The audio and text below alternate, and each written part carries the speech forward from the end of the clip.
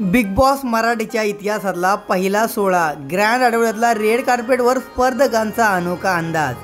नक्की काय हे ग्रँड आठवडा, कसा घडला अनोखा अंदाज, हे जाणून घेणार आहोत आजच्या व्हिडिओमध्ये। तत्पूर्वी तुम्ही चॅनलवर नवीन असाल तर नक्की सबस्क्राइब करा।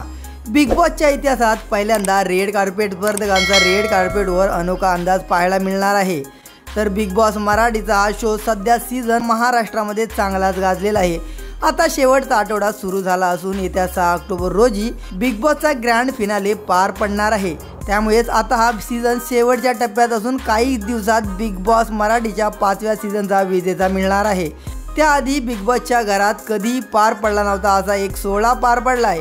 पहिल्यांदाच स्पर्धकांची रेड कार्पेटवर अनोखी झलक पाहायला मिळणार आहे। तर दरम्यान निक्कीने टास्कमध्ये बाजीचं पहिलं तिकीट टू फिनाले मिळवलं आहे।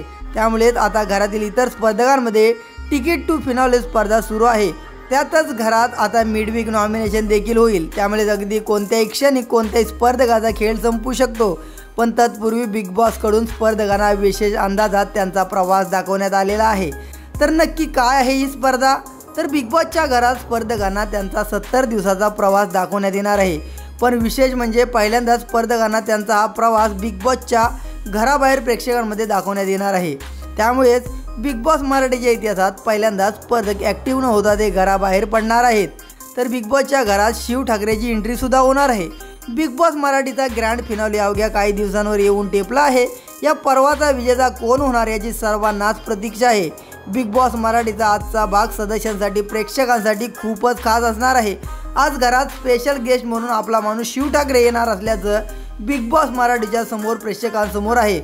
तर प्रोमोमध्ये बिग बॉस म्हणत आहे सदस्यांचा आजवरचा प्रवासाने हटके सेलिब्रेशन होणार। तर शिव ठाकरेसोबत शिव ठाकरेने आपल्या एंट्रीने घरात एकच वेगळा उत्साह आणला आहे।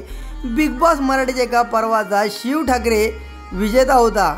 आता शेवटच्या आठवड्यात तो सदस्यांना काय टिप्स देतो हे पाहावे लागेल। तर नक्की बिग बॉसमध्ये तुम्हाला कोण आवडतं, नक्की तुम्ही कोणाला सपोर्ट करता हे सुद्धा तुम्ही नक्की कमेंट करा आणि सूरजसाठी एक मतदान जरूर करा।